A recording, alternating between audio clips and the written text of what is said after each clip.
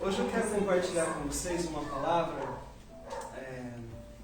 Ela está baseada em Malaquias capítulo 4.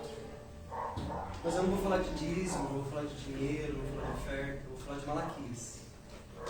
Em Malaquias capítulo 4 tem uma palavra muito forte para nós. E para mim essa palavra de Malaquias é uma palavra para os últimos dias.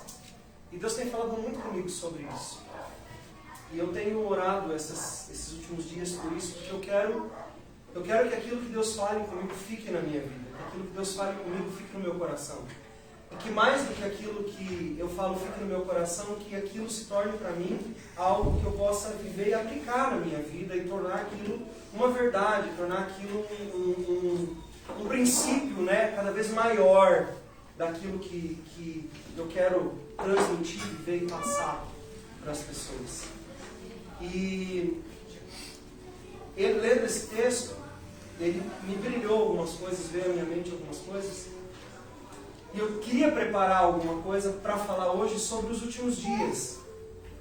Eu sei que eu falei na outra semana, né, que para mim um sinal forte dos últimos dias, um sinal grande dos últimos dias, seria exatamente de que haveria uma revolução na comunhão.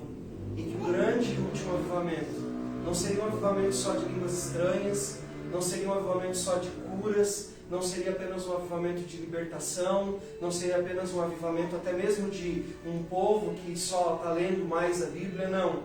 Seria um grande avivamento no sentido de manifestação da comunhão e da verdade do Evangelho vivida em família enquanto igreja. Que a igreja se tornaria um ambiente tão saudável para relacionamentos, tão forte para relacionamentos, que as pessoas olhariam para a igreja, veriam Jesus e diriam: eu preciso estar no meio disso, eu preciso participar disso. E esse para mim é um dos grandes sinais do tempo do fim, porque baseado no que as escrituras mesmas dizem, elas dizem assim: as profecias acabarão, as línguas cessarão, mas ela diz assim: permanecerá apenas uma coisa, permanecerá vivo o amor. E esse amor que a Bíblia fala é o amor difícil, que eu sempre falo para vocês, do amor difícil, né? É esse amor que a Bíblia está falando que permanecerá. E o amor difícil se revela na prática da comunhão. Se revela na prática da vida uns com os outros. E aí, baseado nisso, eu fui procurar alguns textos. E eu queria primeiro ler eles, para depois eu desenvolver aquilo que eu pensei e que eu entendo que Deus falou comigo para falar com vocês hoje aqui, nesse culto, nessa noite. 2 Timóteo 4, versículos de 3 a 5, diz assim: porque virá um tempo em que as pessoas não suportarão mais a verdadeira doutrina, mas tendo coceira nos ouvidos, vão amontoar para si doutores, conforme suas próprias concupiscências, e se desviarão os seus ouvidos da verdade, ouvindo apenas a fábulas. Então a Bíblia diz que nos tempos do fim, o título das pregações, o título dos discursos, os temas serão temas que as pessoas vão buscar que agrade a elas. Ou seja, elas vão começar a procurar pessoas que falem aquilo que elas estão dispostas a ouvir para deixá-las ainda mais confortáveis. Veja, esse é um sinal dos tempos do fim. Guarda isso aí com você. Ainda em 2 Timóteo, capítulo 3, versículos de 1 a 5. E nos últimos dias acontecerá, diz o Senhor Deus, que do meu Espírito derramarei sobre toda... Desculpa, aqui é Atos capítulo 2. Timóteo eu acabei de ler. E nos últimos dias acontecerá que, diz Deus, do meu Espírito derramarei sobre toda a carne, filhos e filhas profetizarão, velhos terão sonhos, e do meu Espírito derramarei sobre meus servos e servas, e naqueles dias eles profetizarão.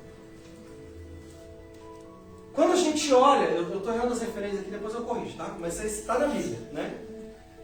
Nesses últimos dias, o profeta Joel vem para dizer que vai haver um grande derramar do Espírito de Deus. E veja, ele não fala, e os vossos profetas profetizarão. Ele não diz, os vossos videntes terão visões.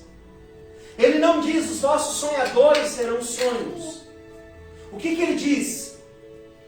Olha que interessante as expressões que ele nomina aqui de quem vai ter o quê. Ele diz assim: vossos filhos e filhas, vossos jovens, vossos velhos. Ele está falando ali do vovozinho, da vovozinha. Ele está falando do pai, da mãe de família. Ele está falando do filho mais novo. Ele está falando do filho mais velho. Ele está claramente, ele está dizendo que um grande derramar do Espírito vai acontecer através de uma estrutura chamada família.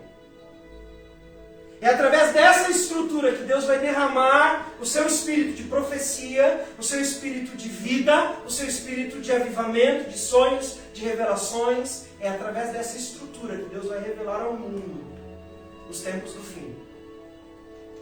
Para mim, esse texto é bem importante. E aí, lá em Malaquias capítulo 4, ele diz assim: e acontecerá naqueles dias, diz o Senhor também, que eu converterei o coração dos pais aos filhos e dos filhos aos pais. Para quê? Para que eu não venha e fira a terra com a maldição. Então, o que Deus está colocando para nós aqui em todos esses textos é de que essa estrutura de vida e família, ela será algo forte na igreja dos últimos dias, e que como algo forte da igreja dos últimos dias, ela vai proporcionar uma grande liberação do Espírito, e que essa liberação do Espírito vai atingir as pessoas, e elas vão ver a luz do Evangelho através desse grande derramar. Mas eu pergunto a vocês, como Deus vai derramar isso sobre uma estrutura destruída, fragmentada, arrebentada, quebrada? Não é essa a ideia de Deus. Deus quer derramar isso através dessa estrutura, na sua imperfeição. Veja, nós temos aqui entre nós irmãos e irmãs que são viúvas, divorciados. Então Deus não vai derramar do seu Espírito sobre eles? Não é isso que Deus está dizendo. O que Deus está dizendo é: você que está lutando para manter essa estrutura família em pé, você que está cuidando dos seus filhos, de você, né? Amém? Você, né, que acabou de perder o esposo, que está faltando um pedacinho, mas que ainda é família, e que ficou essa semente plantada por anos de vida e de testemunho de trabalho. Vocês, gente, imperfeitos. Talvez você que só seja você convertido ao Senhor, né? Da sua casa. É dessa família que Jesus está dizendo. É dessa família que Joel está dizendo. É através de vocês que eu vou derramar o meu Espírito. É através de vocês que eu quero revelar ao mundo o Evangelho de Jesus, o Evangelho da verdade. Mas para que isso aconteça, existem algumas coisas que nós precisamos começar a olhar e a valorizar, porque são coisas que Deus valoriza. Veja que no texto de Malaquias a maldição vem pela ausência da noção de família. De um coração de um pai que não está convertido ao filho, do filho que não está convertido ao pai, a Bíblia diz: vai vir maldição sobre essa estrutura, se não houver isso, se não houver essa conversão, se não houver esse voltar-se um para o outro de alguma forma. A instrução de Deus desde o Jardim do Éden foi bem clara. Lá no Jardim do Éden, Deus criou Adão, a Eva, as criancinhas nasceram, e Deus falou: agora, Adão, eu vou te ensinar a ser um homem de sucesso. Foi isso que Deus disse em Gênesis? O que Deus diz para Adão que ele deve fazer com a Eva e com os Adãozinhos? O que ele tem que fazer? O que ele disse para Adão fazer, gente? Constitua uma família. Adão, tua missão não é ser o grande homem. Tua missão é ser pai. Tua missão é ser marido, Adão. Eva, tua grande missão não é ser uma grande empresária. Não tem nada de errado com isso. Não tem nada de errado com os homens serem empresários também, desde que isso não seja a coisa mais importante da sua vida. Deus não disse para Eva: seja a melhor coach e treinadora das mulheres da atualidade. Seja a maior influência no mundo feminino, Eva. Não é isso que Deus diz para Eva. Mesmo depois do erro de Adão e Eva, Deus ainda continua dizendo: o sucesso de vocês vai depender do quanto vocês vão entender a importância de vocês serem família. A importância de vocês cuidarem uns dos outros. Eu nunca tinha pensado dessa forma, mas você sabe qual foi o motivo da primeira briga na Bíblia, depois de Adão e Eva? Vocês lembram? Qual foi o motivo da primeira briga depois de Adão e Eva? Quem lembra? Hã? Fala, pode falar. Não tem problema aqui, nós estamos em casa. Fala. Dos irmãos. Dos irmãos? Por que os irmãos brigaram? Hã? Não estou entendendo essa língua. Por que os irmãos brigaram? Por causa de culto. Forma de culto. Minha oferta é menor que a sua. Deus gostou do que você fez, não gostou do que... Deus não falou que não gostou. Deus só disse que tinha uma mais adequada.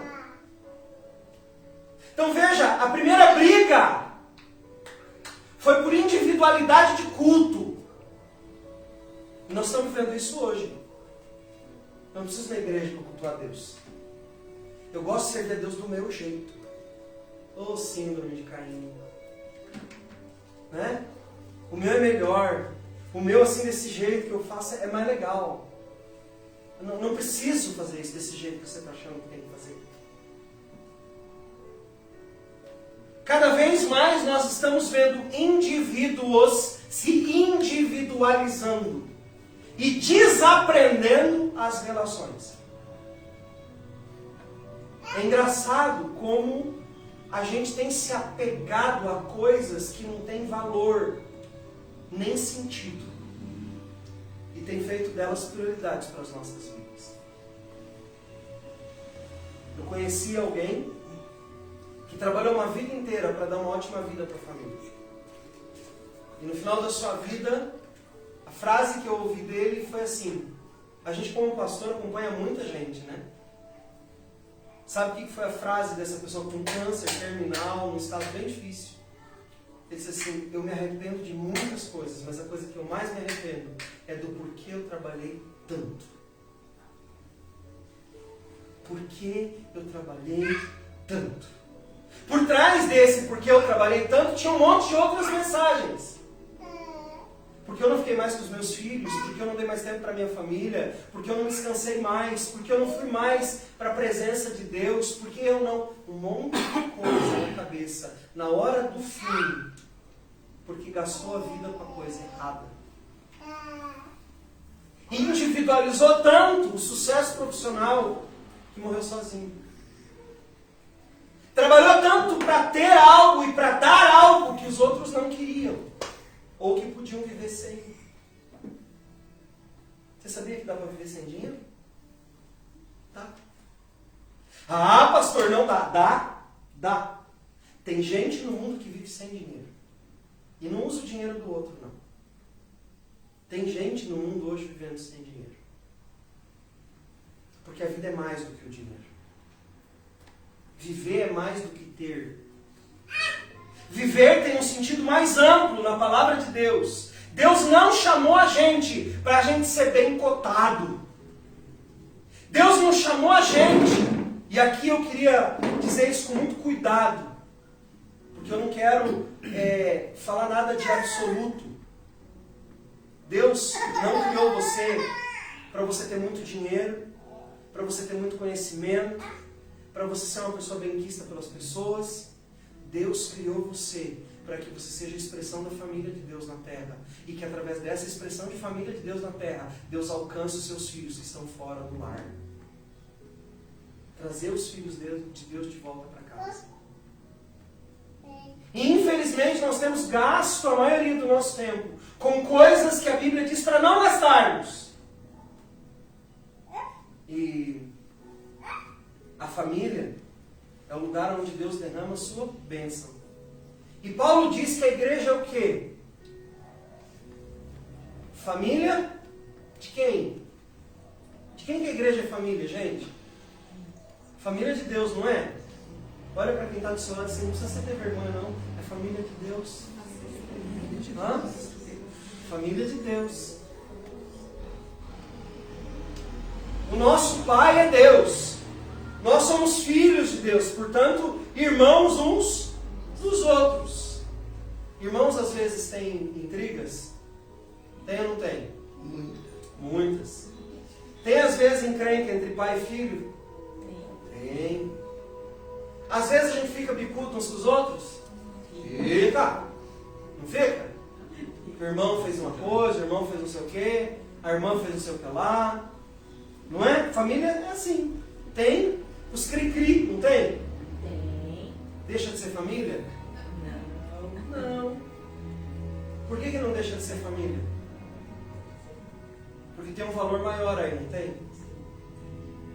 Se nós somos então agora transportando, se nós somos família de Deus, o que é que nós temos que fazer uns com os outros? Vai ter cri-crizinho entre a gente? Vai. Vai dar um ruinzinho às vezes? Vai. O que a gente faz? Continua sendo família, conserta e segue adiante. A tragédia do final da relação entre Caim e Abel continua sendo uma profecia para os últimos dias.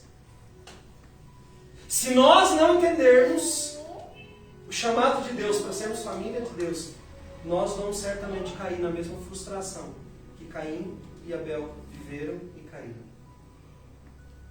A Bíblia nos fala sobre o papel do homem na família. E a Bíblia em momento nenhum diz que o homem tem que agradar a sua esposa. Diz? As mulheres agora vão ficar tentadas a dizer, claro que diz. A Bíblia não diz para os homens agradarem suas esposas.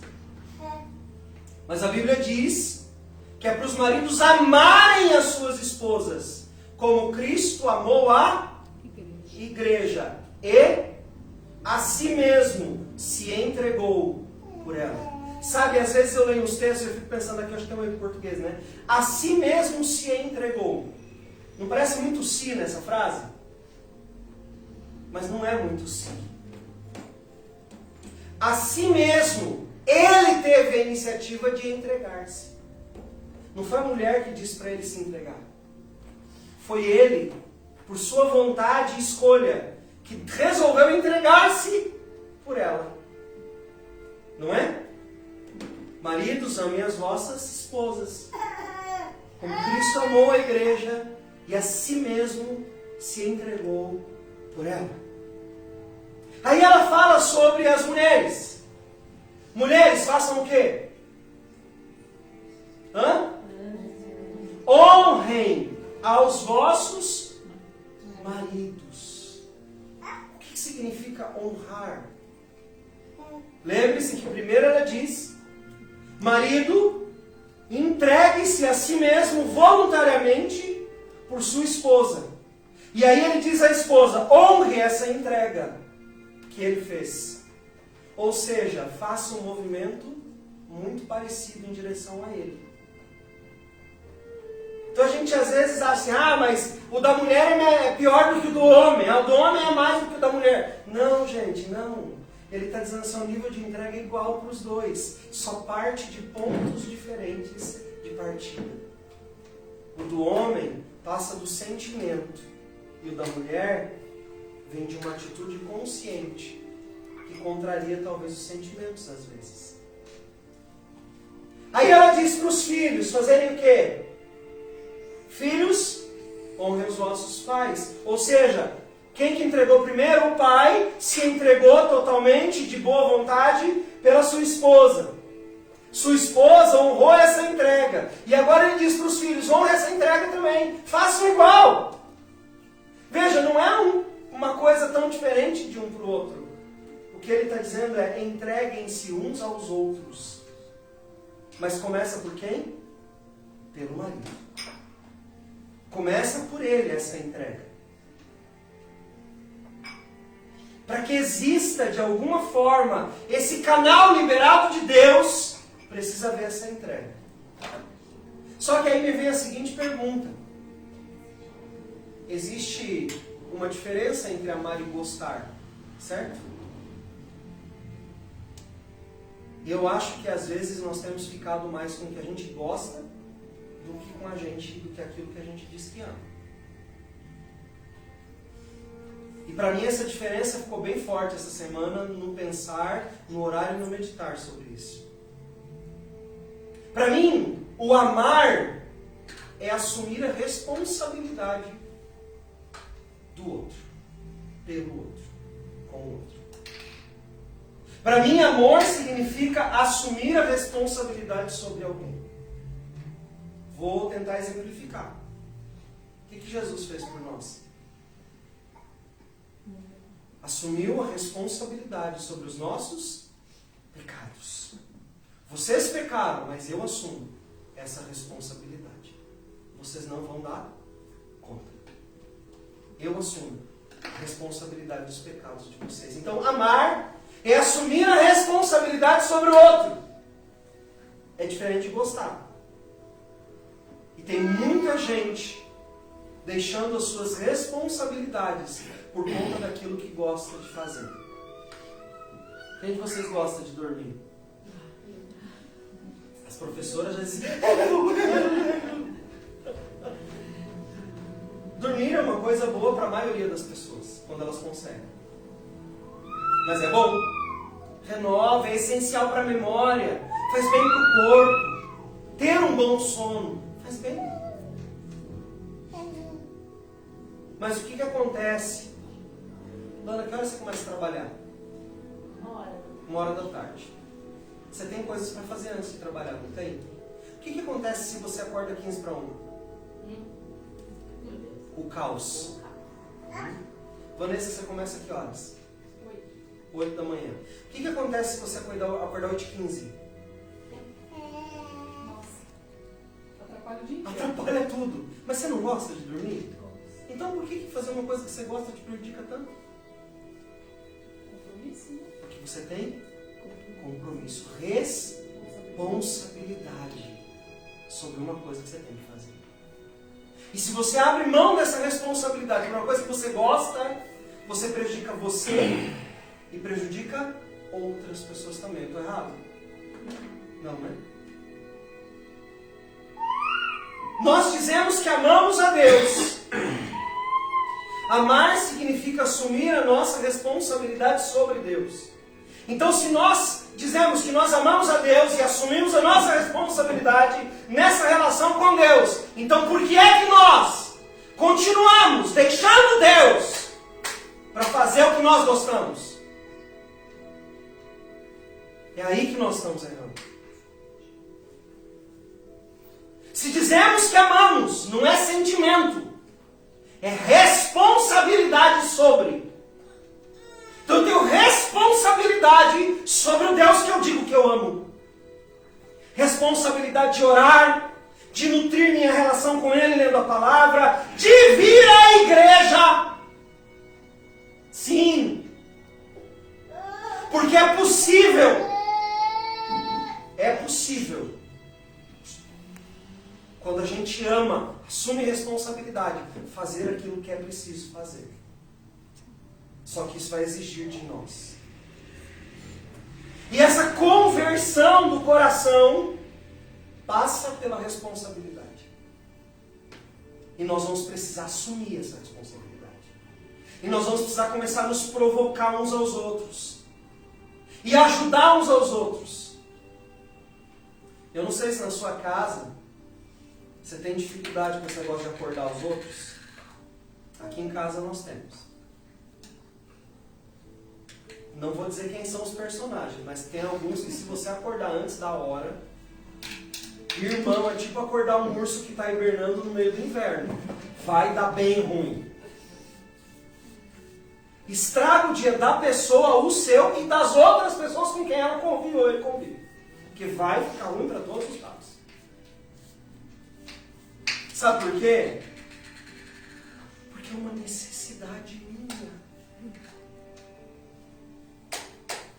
Sabe qual é o problema disso? que se você continuar agigantando as tuas necessidades, você jamais vai amadurecer e vai continuar sendo um bebê chorão pro resto da sua vida. Amadurecer custa. Amadurecer dói, dá raiva às vezes. Mas amadurecer não é uma escolha. Amadurecer é mais do que uma escolha. É uma decisão para a vida. Hoje eu acordei e vou... hoje eu vou dar uma amadurecidinha. Não, gente. Não dá para fazer isso. Quando você decide, eu vou amadurecer, aquele processo vai levar o resto da sua vida. Pastor, mas tem gente que nunca amadurece. É verdade. Por covardia. Por falta de vontade. Por conveniência. Porque gosta daquilo que tem. Por não amadurecer. Mas filhos de Deus têm que ser pessoas saudáveis, que entendem os processos da vida na sua essência, que eles não são optativos, eles são obrigatórios para quem é filho de Deus.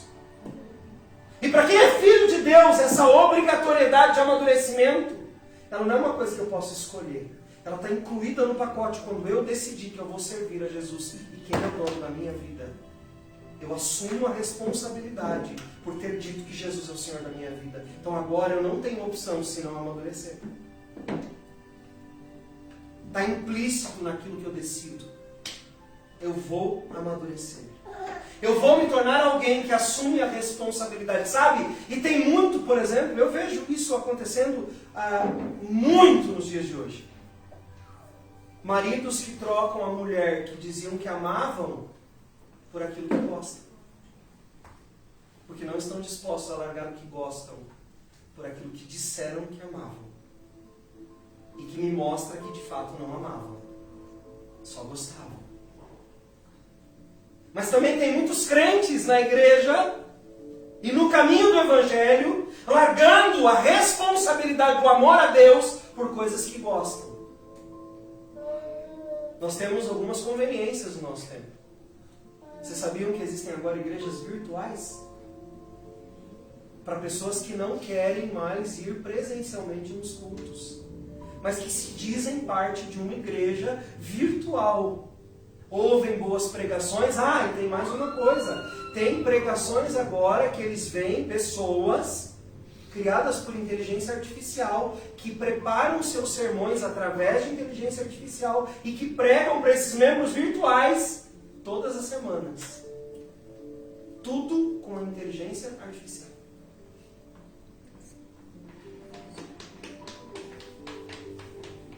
Sabe o que é isso? Fazer o que gosta, não aquilo que ama. Eu faço desse jeito porque esse jeito para mim é leve. Eu não digo que essas coisas não são boas em algum momento podem ser muito boas. Por exemplo, por aquele senhor ou aquela senhora que tem dificuldade de se locomover, ou aquele irmão ou aquela irmã que talvez sejam deficientes ou que tenham algum tipo de problema para se locomover. E de repente, eles têm um culto pela internet. Que eles podem fazer o quê? Que eles podem ver, mas eles não podem ir até lá. Nós não estamos falando de pessoas que têm suas capacidades preservadas e que escolhem, porque gostam de assistir o culto, sentado no sofá de casa com uma bacia de pipoca e um copo de suco. Mas não querem sair do aconchego do seu lar para ouvir uma palavra que os confronte em muito sua vida.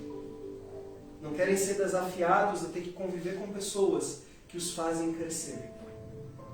E sabe, eu queria tirar um mito daqui. Não é só aquilo que nos faz sofrer que nos faz crescer, não, gente. Você pode ter boas amizades, boas convivências que vão te fazer crescer, sem te fazer sofrer. Isso é possível.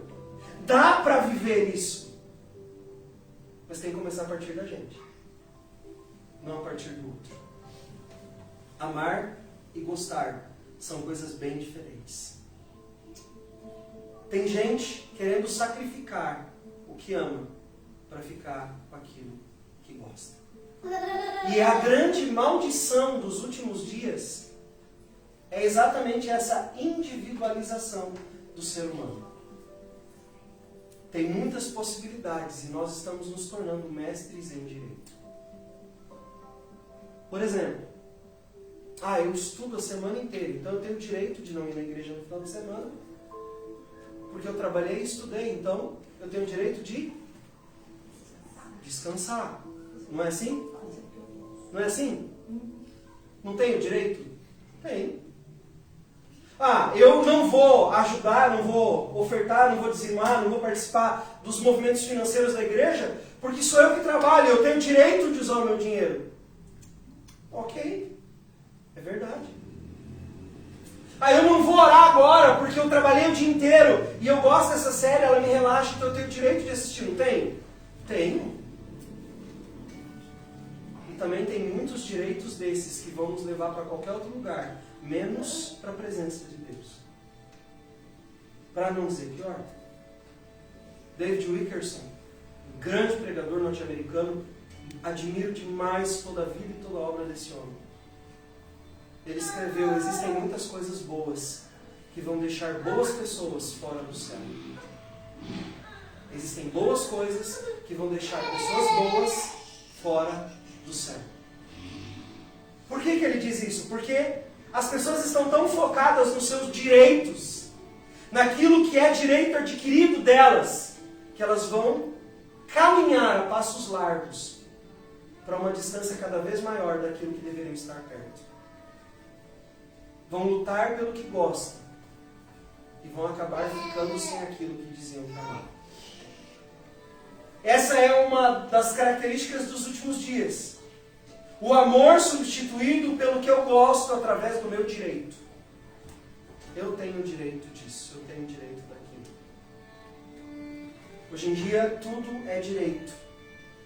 E as pessoas assumem o direito para abrir mão das suas responsabilidades.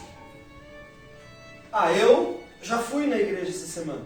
Então eu tenho o direito de não ir em outros dias, porque eu já cumpri com aquilo que eu preciso. Eu tenho o direito de fazer outras coisas. E esse direito vai tirando de nós aquilo que é essencial. Quem tem a capacidade desenvolvida para viver a crise, vai abrir mão até mesmo desse direito. Jesus disse isso. Aquele que quer me seguir, ser meu discípulo, ele deve fazer o que com o seu direito? Ele deve defender o seu direito? Ele deve lutar pelo seu direito? Ele deve priorizar o seu direito? O que a Bíblia diz sobre quem quer seguir Jesus a respeito dos seus direitos? A partir do momento que você decide me seguir, o seu único direito é o direito de não ter direito nenhum. Você perde o poder sobre o seu direito. O seu direito é o direito de não ter direito nenhum. E aí nós começamos a olhar para a nossa vida, e essa é a parte difícil. Que nós começamos a ver que nós batalhamos o tempo inteiro a favor dos nossos direitos. Eu tenho direito de descansar, eu tenho direito de não ir, eu tenho direito de não fazer, eu tenho direito de pensar diferente, você tem um monte de direito. E aí eu fico pensando como a história da humanidade pode nos ensinar coisas. Numa época em que o cristianismo estava sendo bem perseguido, existia um costume nos povos antigos daquela região. Principalmente os romanos, os gregos. Eles faziam o seguinte: a mulher, dentro do seu casamento, engravidava. E aí eu queria que você entendesse isso que tem a ver com direito. A mulher engravidava. Aí ela tinha um bebê. 2 dias depois que ela tinha o bebê, que ela já tinha se recuperado, o que ela fazia? Ela reunia toda a família dela. Pegava o seu marido e dizia: você vai lá para fora agora. E o marido ia lá para fora. E ela colocava o bebê numa almofada no meio da sala. E todos se assentavam e começavam a cantar. Até que o marido decidisse abrir a porta de entrada da casa, entrasse na sala, pegasse a criança no colo. A partir daquele momento, aquela criança era filha daquele homem. Mas se aquele homem não entrasse à porta e assumisse sua responsabilidade de pai, aquela criança teria que ser adotada por outro homem. Mesmo sendo gerada por aquele homem que era o dono daquela casa. Não estou dizendo que é certo, não estou dizendo que é errado. Mas a Bíblia diz que nós fomos feitos filhos de Deus através do quê? De adoção. Ou seja, Deus nos escolheu dessa forma. Nós, a Bíblia diz, éramos filhos da maldade, nascidos em pecado. Mas Ele entrou na sala da nossa casa e nos tomou nas mãos e nos fez seu filho. E como seus filhos, nós temos um monte de direitos que não precisam ser reivindicados. Precisam ser apenas vividos, usufruídos, aproveitados. A partir do momento em que, em contrapartida ao aceite desse Pai, de ser o nosso Pai, nós demos a Ele o nosso amor. Ou seja, que assumamos a responsabilidade que temos por sermos feitos filho de quem podia não nos ter como filhos. Você entende como isso muda a perspectiva sobre nós? Deus, isso é meu direito! Pare de balançar os seus dedos. Pare de balançar os seus dedos para Deus. Balance o seu coração.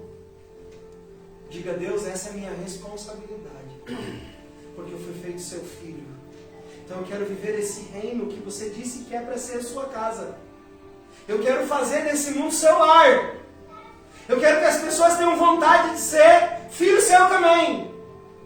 Você já teve um amiguinho, uma amiguinha sua, que tinha uma casa legal, que tinha recursos, tinha coisas, que você disse assim, nossa, queria ter nascido nessa família? Você teve essa inveja branca alguma vez? Teve ou não teve? Daquele riquinho, daquela pessoa que tinha os recursos. Ai, queria ter nascido ali, mas Deus me fez nascer nesse outro lugar aqui. Oh! Errei na fila. Sabe, às vezes a impressão que eu tenho é que a gente gosta mais de ser filho de outro pai do que ser filho de Deus. Porque parece que o filho do outro pai tem coisa que a gente não tem. E é verdade, tem mesmo. Só que tem uma diferença marcante em tudo isso. Aquele outro pai pode desgostar do filho. Mas o pai que o adotou voluntariamente, esse não desiste do seu amor por aqueles a quem ele adotou.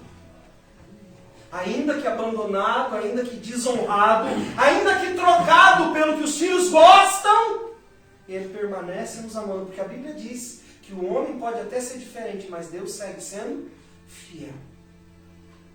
O que é ser fiel? É não mudar a escolha.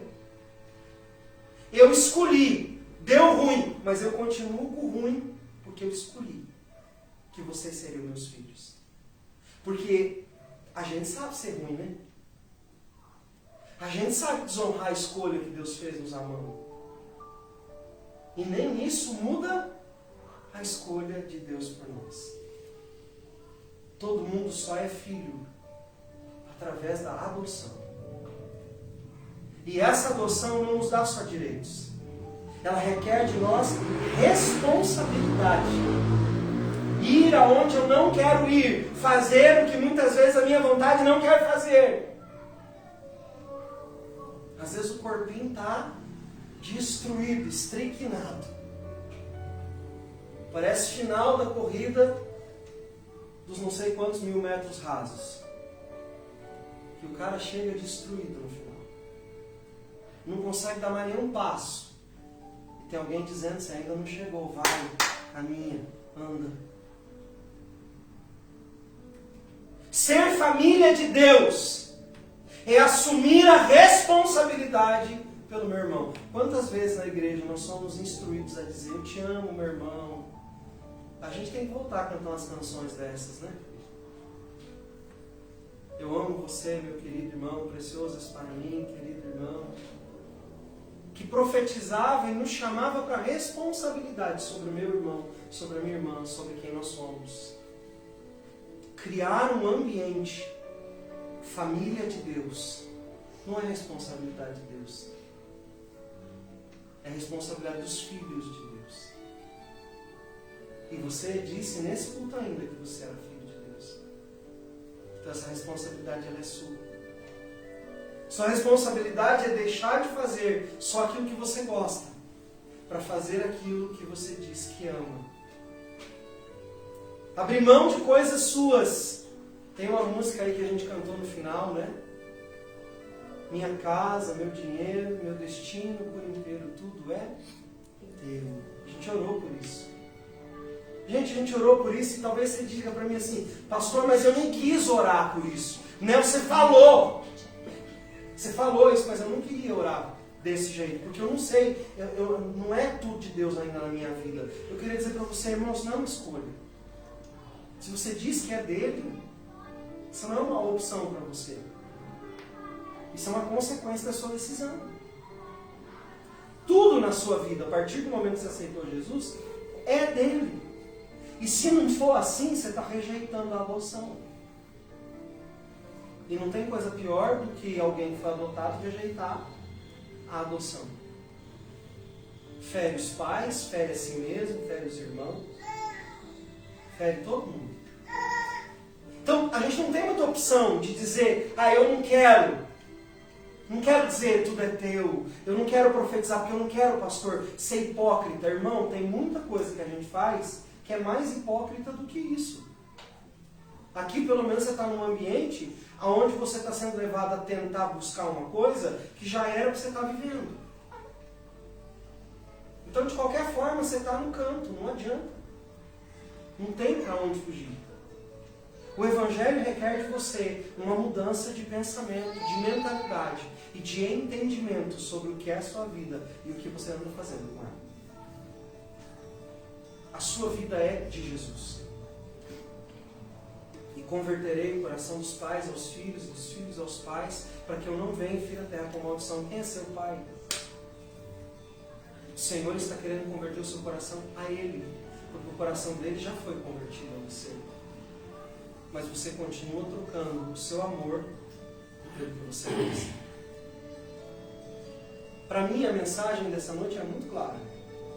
Quando eu li o texto, que dizia assim, tendo comichão nos ouvidos, amontoarão para si doutores segundo suas próprias concupiscências e desviarão seus ouvidos da verdade.